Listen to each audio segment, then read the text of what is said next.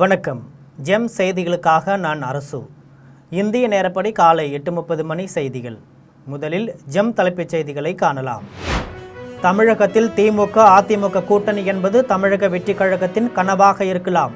திமுக நாடாளுமன்ற உறுப்பினர் கனிமொழி திட்டவட்டம். தமிழ்நாடு அரசியல் களத்தில் தொடரும் நாகரிகமற்ற பேச்சுகள். நாம் தலைவர் இயக்கத் தலைவர் அண்ணாமலை கண்டனம். எந்தவிதமான உள்நோக்கத்துடனும் யாரையும் குறிப்பிட்டு பேசவில்லை.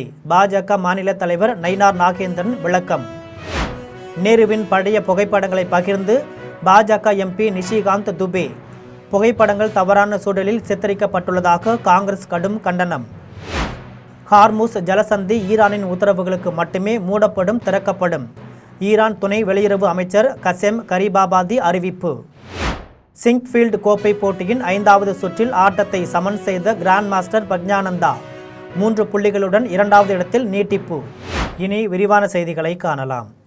தமிழகத்தில் திமுக அதிமுக கூட்டணி என்பது தமிழக வெற்றி கழகத்தின் கனவாக இருக்கலாம் என்று திமுக நாடாளுமன்ற உறுப்பினர் கனிமொழி தெரிவித்துள்ளார். தூத்துக்குடி விமான நிலையத்தில் திமுக நாடாளுமன்ற உறுப்பினர் கனிமொழி செய்தியாளர்களிடம் பேசினார். அப்போது தமிழக வெற்றி கழக ஆட்சியில் பெண்களுக்கு எதிரான குற்றங்கள் தொடர்ந்து அதிகரித்து வருவதாக தெரிவித்தார். குறிப்பாக ஆளும் கட்சியைச் சேர்ந்த நிர்வாகிகள் மீது குற்றச்சாட்டுகள் எழும்போது அவர்களை பாதுகாப்பதில் அரசு கவனம் செலுத்துவதாக கூறினார். தொடர்ந்து எதிர்ப்போம் என்று வாய் வார்த்தையாக கூறுகிறார்களே தவிர தமிழகத்தை பாதிக்கக்கூடிய பிரச்சனைகளில் மத்திய அரசை எதிர்த்து எதையும் அவர்கள் பேசுவதில்லை என்பதுதான் உண்மை என்று தெரிவித்தார். திமுக ஆட்சியில் கொண்டுவரப்பட்ட திட்டங்களின் முக்கியத்துவத்தை உணர்ந்து அந்த திட்டங்களை நீட்டித்திருப்பது நிச்சயமாக வாழ்த்துக்குரியது என்று கூறினார். மேலும் தமிழகத்தில் திமுக அதிமுக கூட்டணி என்பது தமிழக வெற்றி கழகத்தின் கனவாக இருக்கலாம் என்றும் நிச்சயமாக அதற்கு வாய்ப்பு இல்லை என்றும் தெரிவித்தார். உதயநிதியை தொடர்ந்து தற்பொழுது தமிழக பாஜக மாநில தலைவர் நயினார் நாகேந்திரனும் அரசியல் நாகரிகத்தின் எல்லைகளை மீறி பேசியுள்ளதாக நாம் தலைவர் இயக்கத் தலைவர் அண்ணாமலை குற்றம் சாட்டியுள்ளார். நாம் தலைவர் இயக்கத் தலைவர் அண்ணாமலை தனது சமூக வலைதளத்தில் பதிவு ஒன்றை வெளியிட்டுள்ளார். அதில் தமிழ்நாட்டின் அரசியல் களத்தை அநாகரிகமாக்கும் பேச்சுக்கள் தொடர்ந்து அரங்கேறுவதும் மிகவும் கண்டிக்கத்தக்கது என்று தெரிவித்துள்ளார். திமுகவின் உதயநிதியை தொடர்ந்து தற்போது தமிழக பாஜக மாநில தலைவர் நயினார் நாகேந்திரனும் அரசியல் நாகரிகத்தின் எல்லைகளை மீறி தமிழக முதலமைச்சர் விஜயின் தாய் குறித்து கருத்து கூறியிருப்பது மிகவும் துரதிருஷ்டவசமானது என்று தெரிவித்துள்ளார். அரசியலில் இருப்பவர்கள் தங்கள் வார்த்தைகளுக்கும் செயல்களுக்கும் பொறுப்புடன் இருக்க வேண்டும் என்று கூறியுள்ளார். மேலும் கருத்து வேறுபாடுகள் இருக்கலாம், கொள்கைகளை விமர்சிக்கலாம், ஆட்சியின் செயல்பாடுகளை கேள்வி கேட்கலாம். ஆனால் ஒருவரின் குடும்பத்தினரை, குறிப்பாக அவர்களின் தாயாரை இழிவுபடுத்தும் வகையில் பேசுவது எந்த விதத்திலும் ஏற்றுக்கொள்ள முடியாது என்று குறிப்பிட்டுள்ளார். இந்த வகையிலான தரக்குறைவான கருத்துக்கள் 30-40 ஆண்டுகளுக்கு முன்பாகவே காலாவதியாகி போன அரசியல் என்றும் இன்றைய தமிழக இளைஞர்களுக்கும் வளரும் நமது குழந்தைகளுக்கும் கற்றுக் கொடுக்க வேண்டியது இத்தகைய மூன்றாந்தர அரசியல் அல்ல என்றும் தெரிவித்துள்ளார். எந்தவிதமான உள்நோக்கத்துடனும் யாரையும் குறிப்பிட்டு பேசவில்லை என்று பாஜக மாநில தலைவர் நயினார் நாகேந்திரன் தெரிவித்துள்ளார். சென்னையில் நடைபெற்ற நிகழ்ச்சியில் பாஜக மாநில தலைவர் நயினார் நாகேந்திரன் பேசியபோது, சட்டமன்றத்திற்கு சென்று அப்பா எங்கே என்று சிலர் தேடுகிறார்கள். வீட்டிற்கு சென்று அம்மாவிடம் கேட்டால்தானே அப்பா யார் என்று சொல்வார்கள். இதை விட்டுவிட்டு சட்டமன்றத்திற்கு சென்று அப்பாவை தேடினால் யாருக்கு தெரியும்? இப்படிப்பட்ட நபர்களின் ஆட்சிதான் இன்று தமிழகத்தில் நடைபெற்று வருவதாக விமர்சித்துள்ளார். நயினார் நாகேந்திரனின் பேச்சு அநாகரிகமானது என தாவேக தரப்பில் இருந்து பிற அரசியல் தலைவர்கள் மற்றும் பாஜகவினரும் கண்டனம் தெரிவித்து வருகின்றனர். இந்த நிலையில் பாஜக மாநில தலைவர் நயினார் நாகேந்திரன் தனது சமூக வலைதளத்தில் பதிவு ஒன்றை வெளியிட்டுள்ளார். அதில் ஒரே நாடு 2.0 பத்திரிகை வெளியீட்டு விழாவின் போது நான் மேடையில் பேசிய பேச்சை சித்தரித்து அரசியல் ஆதாயம் தேட நினைப்பவர்களுக்கு நான் தெரிவிப்பது என்னவென்றால், எந்தவிதமான உள்நோக்கத்துடனும் யாரையும் குறிப்பிட்டு பேசவில்லை என்று குறிப்பிட்டுள்ளார். தாய் மீதும் தாய்நாட்டின் மீதும் தாய்மொழி மீதும் மிகுந்த அக்கறை கொண்டவன் நான் என்று தெரிவித்துள்ளார். பிரதமர் மோடியின் வெளியுறவு கொள்கை குறித்து ராகுல் காந்தியின் விமர்சனத்திற்கு பதிலடியாக பாஜக எம்பி நிஷிகாந்த் துபே நேருவின் பழைய புகைப்படங்களை பகிர்ந்து சர்ச்சையை ஏற்படுத்தியுள்ளது. பிரதமர் மோடியின் வெளியுறவு கொள்கையை கடைபிடிப்பதுதான் எனது மக்களவை எதிர்க்கட்சித் தலைவர் ராகுல் காந்தி விமர்சித்திருந்தார். இதற்கு பதிலடி கொடுத்துள்ள பாஜக எம்பி நிஷிகாந்த் துபே தனது எக்ஸல பக்கத்தில் ஜவஹர்லால் நேரு தனது சகோதரி, மருமகள் மற்றும் அமெரிக்காவின் முன்னாள் அதிபர் ஜான் கென்னடி மனைவி ஆகியோருடன் இருக்கும் புகைப்படங்களை பகிர்ந்து சர்ச்சையை கிளப்பியுள்ளார். இந்த பதிவிற்கு பதிலளித்துள்ள காங்கிரஸ் செய்தி தொடர்பாளர் சுப்ரியா ஷிரனேட், அப்படங்களின் பின்னணியை விளக்கியுள்ளார். அதன்படி ஒரு புகைப்படத்தில் நேருவின் சகோதரி விஜயலட்சுமி பண்டிட் அவரது கன்னத்தில் அன்புடன் முத்தமிடுவதாகவும், மற்றொரு படத்தில் அவரது மருமகள் நயன்தாரா சேகல் உடன் இருப்பதாகவும் தெரிவித்துள்ளார். மேலும் மற்றொன்று 1962ஆம் ஆண்டு ஹோலி பண்டிகையின் போது ஜாக்குலின் கென்னடிக்கு நேரு வண்ணம் பூசிய படம் என்று அவர் சுட்டிக்காட்டியுள்ளார். அத்துடன் அந்த புகைப்படங்கள் அவற்றின் உண்மையான பின்னணியை மறைத்து தவறாக புரிந்து கொள்ளும் வகையில் பகிரப்பட்டுள்ளதாகவும் காங்கிரஸ் குற்றம் சாட்டியுள்ளது. ஹார்முஸ் ஜலசந்தி ஈரானின் உத்தரவுகளுக்கு மட்டுமே மூடப்படும் திறக்கப்படும் என்று ஈரான் துணை வெளியுறவு அமைச்சர் கசெம் கரீபாபாதி தெரிவித்துள்ளார். அமெரிக்கா ஈரான் போருக்கு மத்தியில் சர்வதேச கடல் வழி எரிபொருள் விநியோகத்திற்காக பயன்படுத்தப்படும் ஹார்முஸ் ஜலசந்தியை கைப்பற்ற அமெரிக்கா முயற்சி செய்து வருகிறது. இதற்கிடையே ஹார்முஸ் பகுதியை விரைவில் கைப்பற்றி அமெரிக்காவின் பகுதியாக அறிவிக்க இருப்பதாக அதிபர் ட்ரம்ப் கூறி வருகிறார். இது குறித்து ஈரான் துணை வெளியுறவு அமைச்சர் கசெம் கரீபாபாதி பேசியபோது ஹார்முஸ் ஜலசந்தி பகுதி ஈரானை சேர்ந்தது என்று தெரிவித்தார். அது ஈரானிடமே உள்ளதாகவும் ஈரானிடம்தான் என்றும் நிலைத்திருக்கும் எனவும் தெரிவித்தார். ஈரானின் உத்தரவுகளுக்கு மட்டுமே ஹார்முஸ் ஜலசந்தி மூடப்படும் திறக்கப்படும் என்று கூறினார். உங்கள் தோல்வியை ஒப்புக்கொள்ளாத வரை முடக்கம் தொடரும் என்று தெரிவித்துள்ளார். அமெரிக்காவில் நடைபெற்று வரும் சிங்க்ஃபீல்டு கோப்பை செஸ் போட்டியின் 5வது சுற்றில் கிராண்ட் மாஸ்டர் பிரக்ஞானந்தா 2வது இடத்தை பிடித்துள்ளார். அமெரிக்காவில் நடைபெற்று வரும் சிங்க்ஃபீல்டு கோப்பை செஸ் போட்டியின் 5வது சுற்றில் தமிழக செஸ் கிராண்ட் மாஸ்டர் பிரக்ஞானந்தா அமெரிக்காவின் வெசிசோ உடனான ஆட்டத்தை 26வது நகரத்தில் சமன் செய்தார். இந்த சுற்று முடிவில் பெஸ்லி சோ 3.5 புள்ளிகளுடன் முதலிடத்தில் நீடிக்க, பிரக்ஞானந்தா உள்ளிட்ட 4 வீரர்கள் தலா 3 புள்ளிகளுடன் 2வது இடத்தை பிடித்துள்ளனர்.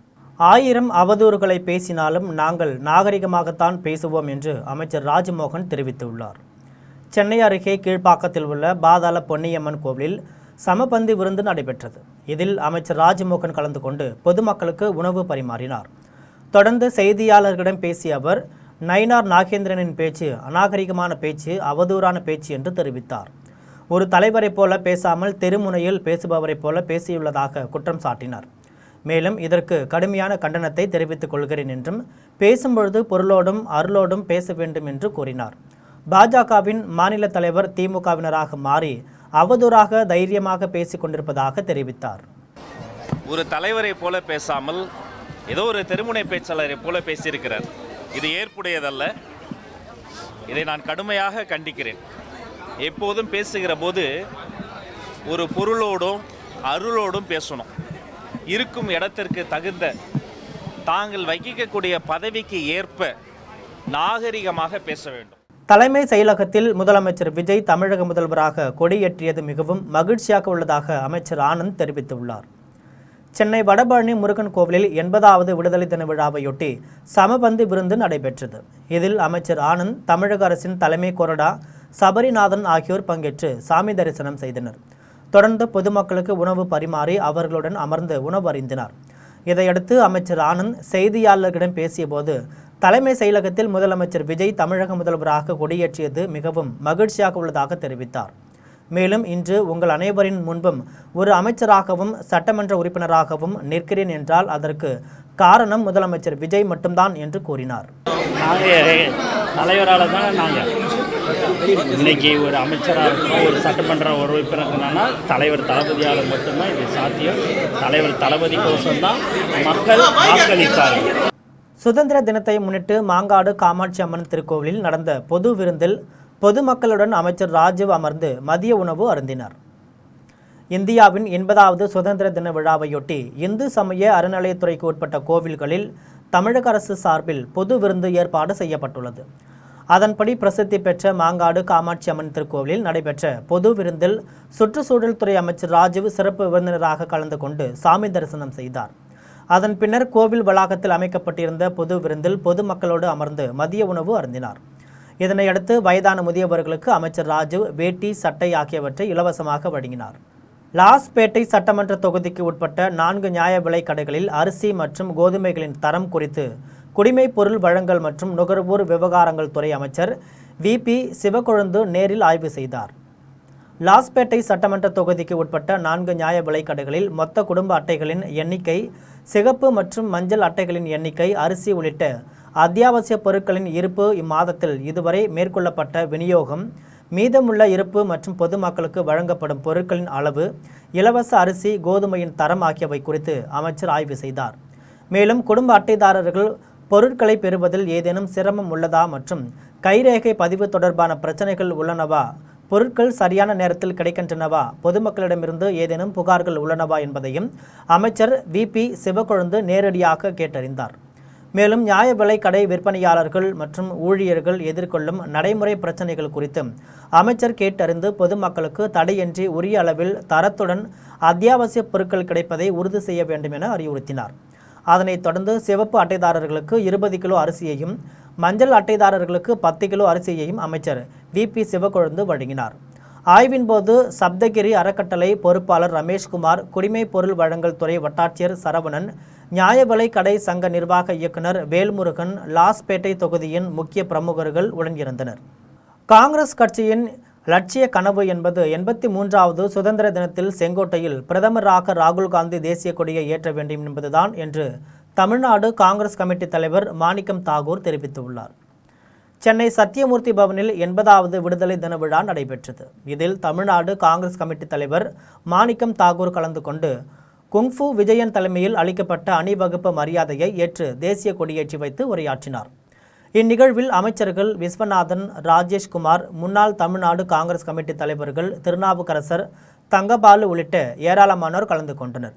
இதன் பின்னர் தமிழ்நாடு காங்கிரஸ் கமிட்டி தலைவர் மாணிக்கம் தாகூர் செய்தியாளர்களிடம் பேசினார். அப்போது தமிழ்நாடு முதலமைச்சராக ஜோசப் விஜய் பொறுப்பேற்று 80வது ஆண்டு சுதந்திர தின விழாவில் கொடியேற்றியுள்ளதாக தெரிவித்தார். பிரதமர் மோடி பெரிய கனவு காண வேண்டும் என்று கூறியுள்ளார். ஆனால் காங்கிரஸ் கட்சியின் லட்சிய கனவு என்பது 83வது சுதந்திர தினத்தில் செங்கோட்டையில் பிரதமராக ராகுல் காந்தி தேசிய கொடியை ஏற்ற வேண்டும் என்பதுதான் என்று தெரிவித்தார். தமிழ்தாய் வாழ்த்தை பாடாமல் புறக்கணித்தவர்கள் மீது உரிய நடவடிக்கை எடுக்க வேண்டும் என்று விடுதலை சிறுத்தைகள் கட்சியின் தலைவர் தொல் திருமாவளவன் வலியுறுத்தியுள்ளார். சென்னை அருகே அசோக் நகரில் உள்ள விடுதலை சிறுத்தைகள் கட்சி தலைமை அலுவலகத்தில் கட்சியின் தலைவர் தொல் திருமாவளவனின் பிறந்த நாளையொட்டி தமிழ் தேசிய எழுச்சி மாநாடு நடைபெற்றது. இதனை தலைவர் திருமாவளவன் சுடர் தீபம் ஏற்றி வைத்து தொடங்கி வைத்தார். பின்னர் அவர் செய்தியாளர்களிடம் பேசியபோது, அரசு நிகழ்ச்சிகளில் முதலாவது தமிழ்தாய் வாழ்த்துதான் பாட வேண்டும் என்று தமிழக சட்டப்பேரவையில் முதலமைச்சர் விஜய் தலைமையில் தீர்மானம் நிறைவேற்றப்பட்டதாக தெரிவித்தார். ஆனால் தமிழ்நாட்டில் இருக்கும் ஒன்றிய அரசு நிறுவனங்களில் தமிழ்தாய் வாழ்த்து பின்னுக்கு தள்ளப்பட்டிருப்பது அதிர்ச்சியை அளிப்பதாக தெரிவித்தார். மேலும் வந்தே மாதரம் பாடலை முதலில் பாடியிருக்கிறார்கள் என்று அறியும் போது மிகவும் வேதனையாக உள்ளதாக கூறினார்.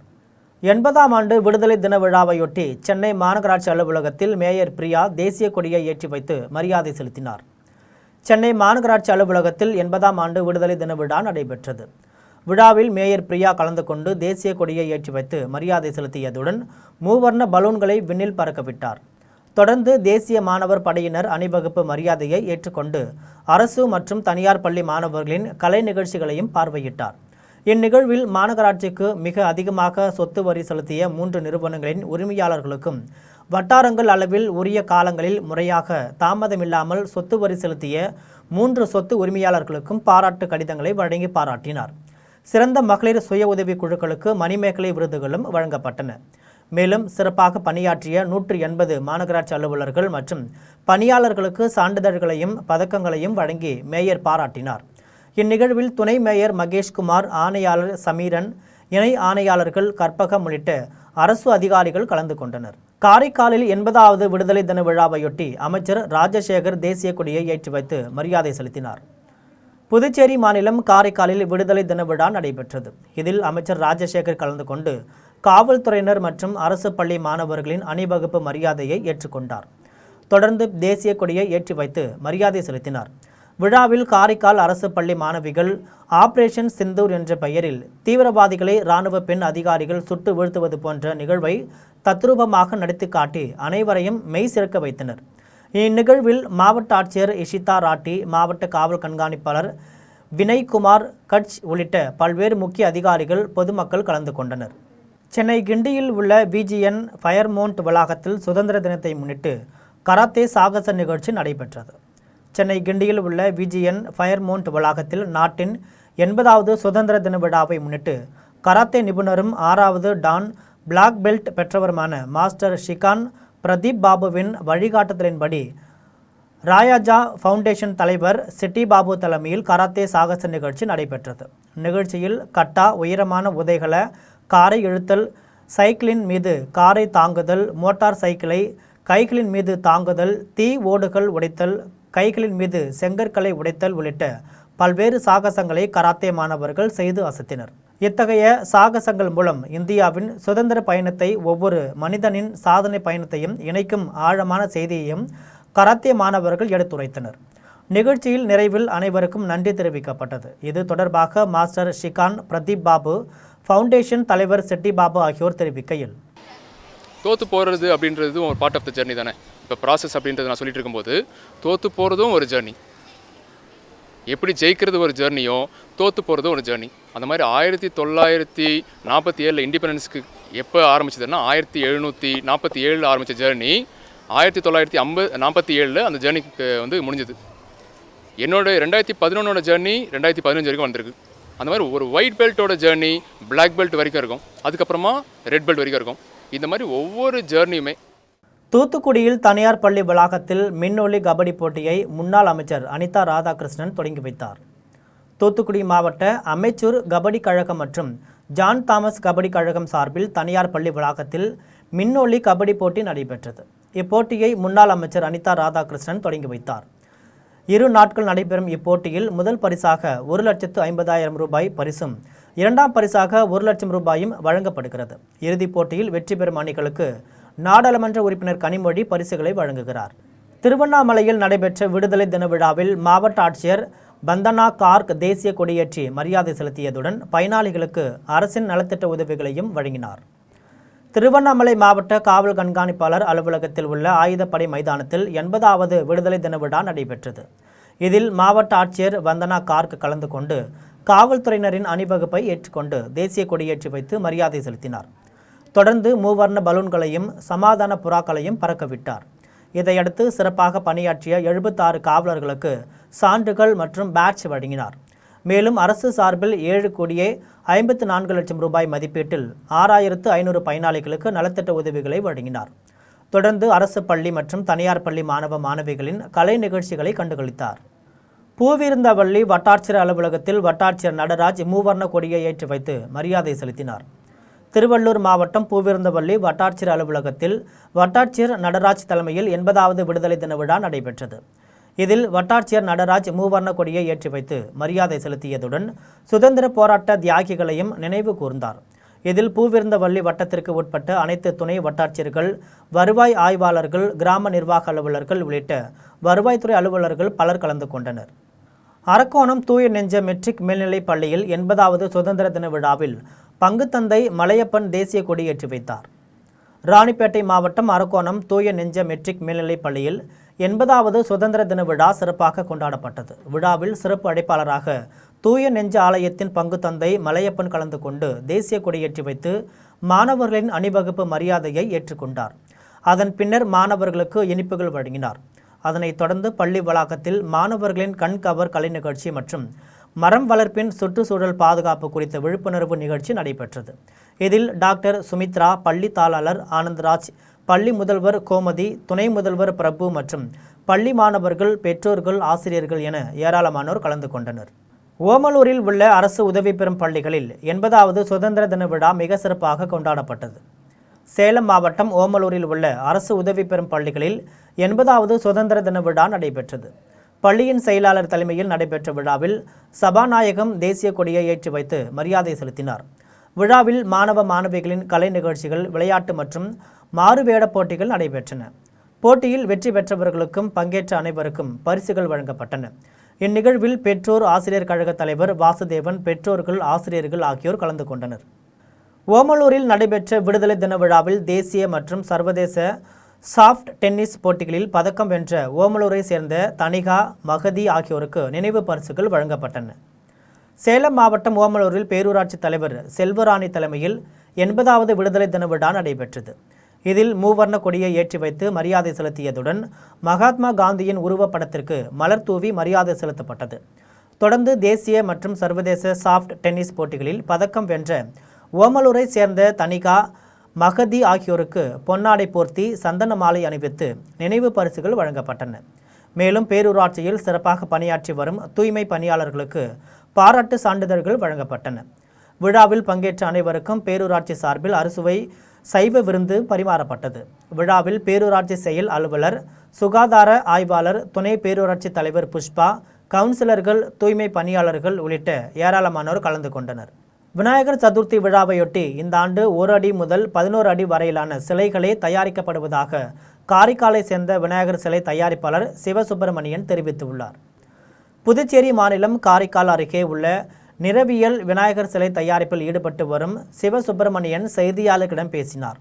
அப்போது விநாயகர் சதுர்த்தி விழாவையொட்டி இந்த ஆண்டு 1 அடி முதல் 11 அடி வரையில்தான் சிலைகள் தயாரிக்கப்படுவதாக தெரிவித்தார். ஆண்டுதோறும் 300 சிலைகள் வரை உருவாக்கப்பட்டு வந்த நிலையில் தற்பொழுது 500க்கும் மேற்பட்ட சிலைகள் தயார் செய்யப்பட்டுள்ளதாக தெரிவித்துள்ளார். காரைக்கால் நிறவி பகுதியில் சுமார் 500க்கும் மேற்பட்ட சிலைகளை நாம் கடந்த 30 வருடங்களாக செய்து வருகின்றோம். இங்கே செய்யும் சிலைகளானது இயற்கைக்கு எந்தவித பாதிப்பும் இல்லாமல் நீரில் எளிதில் கரையக்கூடிய இந்த சிலைகள் இங்கே நம்ம வைத்துள்ளோம். இந்த சிலைகளானது விழுப்புரம் மாவட்டம் அரசூர் பகுதியிலிருந்து தமிழக அரசினுடைய தரச்சான்றிதழ் பெற்று செய்யப்படுகிறது. மேலும் இந்த ஆண்டு 1 அடி முதல் 11 அடி வரை இந்த விநாயகர் சிலை நாம் இங்கே கொண்டு வந்திருக்கோம். இந்த சிலைகளானது குறிப்பாக நாகை மாவட்டம், திருவாரூர், தஞ்சை மாவட்டம் வரை இந்த சிலைகள் கொண்டு செல்லப்படுகிறது. புதுக்கூரப்பேட்டையில் நடைபெற்ற கிராம சபை கூட்டத்தில் பொதுமக்கள் தங்களின் அடிப்படை வசதிகள் குறித்து பிரச்சனைகளை அதிகாரிகளிடம் எடுத்துரைத்தனர். கடலூர் மாவட்டம் விருத்தாசலம் அருகே உள்ள புதுக்கூரப்பேட்டை கிராமத்தில் 80வது சுதந்திர தின விழாவையொட்டி கிராம சபை கூட்டம் நடைபெற்றது. உதவி செயற்பொறியாளர் குமுதா தலைமையில் நடைபெற்ற கூட்டத்தில் பொதுமக்கள் தங்களின் அடிப்படை வசதிகள் குறித்த பிரச்சனைகளை அதிகாரிகளிடம் எடுத்துரைத்தனர். இதன் அடிப்படையில் உடனடியாக கிராமத்தின் அடிப்படை பிரச்சனைகளை அதிகாரிகள் தீர்த்து வைப்பதாக உறுதியளித்தனர். இதில் பார்வையாளர் மாலதி, தாவேக ஒன்றிய நிர்வாகி வினோத்குமார் உள்ளிட்ட ஏராளமான பொதுமக்கள் கலந்து கொண்டனர்.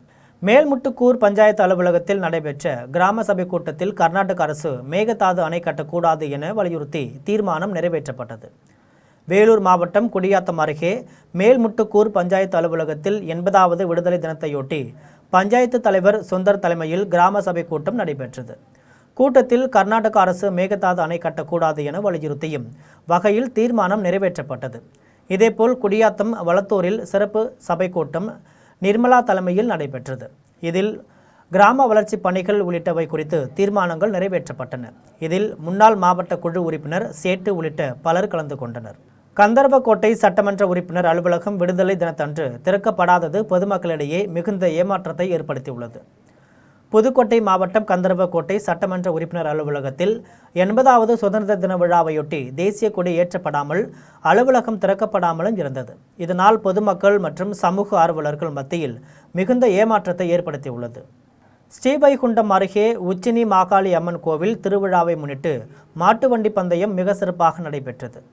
தூத்துக்குடி மாவட்டம் ஸ்ரீவைகுண்டம் அருகே பேரூரில் உள்ள உச்சினி மாகாளி அம்மன் கோவில் திருவிழாவை முன்னிட்டு மாட்டு வண்டி பந்தயம் நடைபெற்றது. இந்த போட்டியை காண சுற்று வட்டார பகுதிகளில் இருந்து ஏராளமான பொதுமக்கள் குவிந்தனர். இதில் சிறிய மாட்டு வண்டி பந்தயத்தில் 9 வண்டிகளும், பூஞ்செட்டு மாட்டு வண்டி பந்தயத்தில் 24 வண்டிகளும் என மொத்தம் 33 மாட்டு வண்டிகள் கலந்து கொண்டன. போட்டியின் முடிவில் சிறிய மாட்டு பந்தயத்தில் முதல் இடத்தை மழவாரையந்தியம் மகாராஜன் வண்டி வென்றது. காளைகள் மற்றும் வண்டிகளுக்கு விழா குழுவினர் சார்பில் பரிசுகள் வழங்கப்பட்டன. தூத்துக்குடி அருகே மழை குறைவால் கருப்பட்டி உற்பத்தி கடுமையாக பாதிக்கப்பட்டுள்ளதாக வியாபாரிகள் தெரிவித்துள்ளனர். தூத்துக்குடி மாவட்டம் உடன்குடி மற்றும் அதை சுற்றியுள்ள கிராமங்களில் ஏராளமான பனை தொழிலாளர்கள் வாழ்ந்து வருகின்றனர். இந்த ஆண்டு மழை குறைவால் கருப்பட்டி உற்பத்தி கடுமையாக பாதிக்கப்பட்டுள்ளது. இதில் குறிப்பாக கடந்த ஆண்டு பருவமழை பெய்யாததால் இந்த ஆண்டு பனைகளில் பதநீர் எதிர்பார்த்த அளவில் கிடைப்பதில்லை என்று கூறப்படுகிறது. உடன்குடி ரக கருப்பட்டி பழையது 1 கிலோ 600 ரூபாயும், பனங்கற்கண்டு கிலோ 800 ரூபாயும், சில்லு கருப்பட்டி 600 ரூபாயும் விற்கப்படுகிறது. இந்த ஆண்டு எல் நினோ தாக்கத்தினால் ஏற்பட்ட மழை குறைவு காரணமாக கருப்பட்டி விலை அதிகரித்துள்ளது. தொட்டியத்தில் லயன்ஸ் சங்கம் மற்றும் கிரீன் ட்ரீஸ் அமைப்பு சார்பில் பனை விதைகள் நடும் விழா நடைபெற்றது. திருச்சி மாவட்டம் முசிறி அருகே தொட்டியத்தில் லயன்ஸ் சங்கம் மற்றும் கிரீன் ட்ரீஸ் அமைப்பு சார்பில் 80ஆம் ஆண்டு விடுதலை தின விழாவை முன்னிட்டு பனை விதைகள் நடும் விழா நடைபெற்றது. லயன்ஸ் சங்க ஆளுநர் விஜயலட்சுமி தலைமையில் நடைபெற்ற விழாவில் முன்னாள் கவர்னர் சண்முகவேல், லயன்ஸ் சங்க தலைவர் நடராஜன், கிரீன் ட்ரீஸ் அமைப்பு தலைவர் சீனிவாசன் ஆகியோர் கலந்து கொண்டு மாணவர்களுடன் இணைந்து பனை விதைகளை நட்டு வைத்தனர். இந்நிகழ்வில் லயன்ஸ் சங்க செயலாளர் பன்னீர்செல்வம், முன்னாள் தலைவர்கள் சீனிவாசன், ரகுநாதன், பாலசுப்ரமணியன், வட்டார தலைவர் அசோக்குமார், கிரீன் ட்ரீஸ் அமைப்பு பொருளாளர் கார்த்திக், நிர்வாகிகள் மும்மூர்த்தி, சந்திரசேகரன், தனபால், நித்தி சூர்யா உள்ளிட்டோர் கலந்து கொண்டனர். தேசிய காங்கிரஸ் தலைவர் மல்லிகார்ஜுன கார்கே அவமதித்த பாஜகவை கண்டித்து குடியாத்தத்தில் காங்கிரஸ் கட்சியினர் கண்டன ஆர்ப்பாட்டத்தில் ஈடுபட்டனர். வேலூர் மாவட்டம் குடியாத்தம் அண்ணல் அம்பேத்கர் சிலை அருகில் தேசிய காங்கிரஸ் தலைவர் மல்லிகார்ஜுன கார்கேவை சாதி ரீதியாக அவமதித்த பாஜக சங்க பரிவார் அரசை கண்டித்து மாவட்ட காங்கிரஸ் கட்சி சார்பில் மாவட்ட தலைவர் சுரேஷ்குமார் தலைமையில் காங்கிரஸ் கட்சியினர் கண்டன ஆர்ப்பாட்டத்தில் ஈடுபட்டனர். அப்போது அம்பேத்கரின் சிலைக்கு பாலாபிஷேகம் செய்து பாஜகவிற்கு எதிராக கண்டன கோஷங்களை எழுப்பினர். இதில் மாவட்ட இளைஞர் காங்கிரஸ் தலைவர் விக்ரம், வட்டார தலைவர் வீராங்கன், மாவட்ட மனித உரிமை பிரிவு தலைவர் யுவராஜ் உட்பட பலர் கலந்து கொண்டனர்.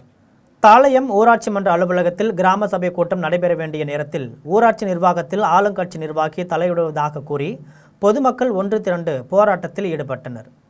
திண்டுக்கல் மாவட்டம் பழனி அருகே உள்ள தாளையம் ஊராட்சி மன்ற அலுவலகத்தில் கிராம சபை கூட்டம் நடைபெற்றது. ஊராட்சி செயலாளர் தண்டபாணி தலைமையில் நடைபெற்ற கூட்டத்தில் பங்கேற்க வந்த பொதுமக்கள் திடீரென போராட்டத்தில் ஈடுபட்டனர். போராட்டத்தில் ஊராட்சியை நிர்வகிக்க வேண்டிய ஊராட்சி செயலாளர் தாவேக ஒன்றிய செயலாளர் மணிகண்டனின் உத்தரவுகளுக்கு இணங்க செயல்படுவதாகவும் இதனால் பொதுமக்களுக்கு தேவையான அடிப்படை பணிகள் பாதிக்கப்பட்டுள்ளதாகவும் பொதுமக்கள் குற்றம் சாட்டினர். தொடர்ந்து மணிகண்டன் நாற்காலியில் அமர்ந்து ஊராட்சி செயலாளர் தண்டபாணியிடம் கேள்வி கேட்பது போன்ற புகைப்படத்தை கையில் ஏந்தியபடி கோஷங்களை எழுப்பினர். மேலும் பொதுமக்களின் நலனுக்காக ஊராட்சி நிர்வாகம் சுதந்திரமாக செயல்பட நடவடிக்கை எடுக்க வேண்டும் என்றும் கோரிக்கை விடுத்தனர். இதனிடையே போராட்டம் குறித்து தகவல் அறிந்து சம்பவ இடத்திற்கு வந்த காவல்துறையினர் பொதுமக்களிடம் பேச்சுவார்த்தை நடத்தினர். ஆனால் உயர் அதிகாரிகள் நேரில் வந்து பேச்சுவார்த்தை நடத்தும் வரை கிராம சபை கூட்டத்தை நடத்தக்கூடாது என பொதுமக்கள் தெரிவித்தனர். இதையடுத்து கிராம சபை கூட்டம் நடைபெறாமல் நிறுத்தப்பட்டது. மேலும் ஊராட்சி செயலாளர் தண்டபாணி காவல்துறையினருடன் அங்கிருந்து வெளியேறினர். வாழப்பாடியில் குடியிருப்பு பகுதிகளுக்குள் புகுந்து 5 அடி நீளமுள்ள நல்ல பாம்பை தீயணைப்பு துறையினர் லாவகமாக மீட்டனர். சேலம் மாவட்டம் வாழப்பாடி பகுதியை சேர்ந்தவர் அசோக்குமார். இவர் வீட்டின் அருகே கால்நடைகளை வளர்த்து வரும் நிலையில் இவரது மகள் மாட்டு கொட்டகைக்குள் உள்ள புல்லுக்கட்டுகளை பிரிக்கும் பொழுது அதன் அடியில் 5 அடி நீளமுள்ள நல்ல பாம்பை கண்டு அதிர்ச்சி அடைந்து ஓடினார். உடனடியாக தகவல் அறிந்து சம்பவ இடத்திற்கு வந்த வாழப்பாடி தீயணைப்பு துறையினர் துரிதமாக செயல்பட்டு பதுங்கியிருந்த நல்ல பாம்பை லாவகமாக மீட்டு வனப்பகுதியில் விட்டு சென்றனர். விருத்தாசலம் அருகே அரசால் தடை செய்யப்பட்ட 8 லட்சம் ரூபாய் மதிப்புடைய குட்கா மற்றும் புகையிலை பொருட்களை கடத்தி வந்த 3 பேரை காவல்துறையினர் கைது செய்தனர். கடலூர் மாவட்டம் விருத்தாசலம் காவல் ஆய்வாளர் சந்துரு தலைமையில் காவல்துறையினர் அப்பகுதியில் வாகன சோதனை மேற்கொண்டனர். அப்போது சந்தேகத்திற்கு இடமாக வந்த காரை சோதனை செய்ததில் அரசால் தடை செய்யப்பட்ட குட்கா மற்றும் புகையிலை பொருட்கள் கடத்தி சென்றது தெரிய வந்தது. காரில் இருந்த ராஜஸ்தான் மாநிலத்தை சேர்ந்த லட்சுமண், புரி ஆகிய இருவரையும் கைது செய்து அவர்களிடம் இருந்து தடை செய்யப்பட்ட குட்கா மற்றும் புகையிலை பொருட்களை பறிமுதல் செய்தனர். தொடர்ந்து விருத்தாசலம் பகுதியை சேர்ந்த வீரசிங்கம் என்பவரும் கைது செய்யப்பட்டார். விருத்தாசலம் காவல்துறையினர் தொடர்ந்து தீவிர விசாரணை மேற்கொண்டு வருகின்றனர். பெரியபாளையம் அருகே அம்மன் கோயிலின் பூட்டை உடைத்து அம்மன் கழுத்தில் அணியப்பட்டிருந்த தாலி, உண்டியல் பணம் திருடப்பட்டது குறித்து காவல்துறையினர் விசாரணை மேற்கொண்டனர். திருவள்ளூர் மாவட்டம் பெரியபாளையம் அடுத்த கொசவன்பேட்டை பகுதியில் பழமை வாய்ந்த அஞ்சாத்தம்மன் ஆலயம் அமைந்துள்ளது. வழக்கம் போல நேற்றிரவு கோவிலை பூட்டிவிட்டு இன்று காலை பூசாரி கோவிலுக்கு பூஜைகள் செய்ய வந்தபோது பூட்டு உடைக்கப்பட்டிருந்தது. இதனையடுத்து கோவிலின் உள்ளே சென்று பார்த்தபோது அம்மன் கழுத்தில் இருந்த தாலி, உண்டியல் பணம் திருடப்பட்டது தெரிய வந்தது. இது குறித்து ஆலய நிர்வாகிகள் அளித்த புகாரின் பேரில் பெரியபாளையம் காவல்துறையினர் வழக்கு பதிவு செய்து சாலைகளில் பொருத்தப்பட்டுள்ள கண்காணிப்பு கேமரா காட்சிகளை ஆய்வு செய்து கோவிலின் பூட்டை உடைத்து திருட்டில் ஈடுபட்ட மர்ம நபர்கள் குறித்து விசாரணை நடத்தி வருகின்றனர். சோளிங்கர் ரயில் நிலையத்தில் ரயிலில் இருந்து இறங்க முயன்ற வட மாநில நபர் ஒருவர் ரயிலில் சிக்கி சம்பவ இடத்திலேயே பரிதாபமாக உயிரிழந்தார். ராணிப்பேட்டை மாவட்டம் சோளிங்கரில் உள்ள தனியார் நிறுவனத்தில் ஜார்க்கண்ட் மாநிலத்தை சேர்ந்த ஜீனா பாடியா என்பவர் ஒப்பந்த தொழிலாளராக பணியாற்றி வருகிறார். இவர் தனது உறவினருடன் சென்னை செல்வதற்காக சோளிங்கர் ரயில் நிலையத்தில் இருந்து அரக்கோணம் செல்லும் ரயிலில் ஏறினார். ரயில் புறப்பட்ட நிலையில் அவர் திடீரென இறங்க முயன்றபோது எதிர்பாராத விதமாக நிலை தடுமாறி நடைமேடையில் விழுந்தார். இதில் ரயிலின் அடியில் சிக்கி அவர் சம்பவ இடத்திலேயே பரிதாபமாக உயிரிழந்தார்.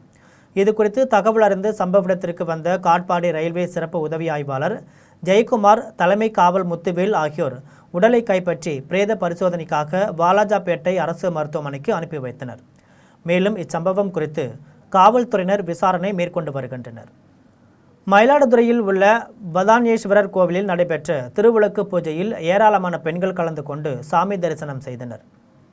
மயிலாடுதுறையில் உள்ள வதானேஸ்வரர் கோவிலில் ஆடி மாத கடைசி வெள்ளியையொட்டி திருவிளக்கு பூஜை நடைபெற்றது. இதில் 100க்கும் மேற்பட்ட பெண்கள் கலந்து கொண்டு குத்துவிளக்கை அம்மனாக பாவித்து குங்குமமிட்டு சிறப்பு பூஜை செய்தனர். தொடர்ந்து சுவாமி அம்பாளுக்கு சிறப்பு அபிஷேக ஆராதனைகள் நடைபெற்றது. இதில் ஏராளமான பக்தர்கள் கலந்து கொண்டு சாமி தரிசனம் செய்து வழிபட்டனர்.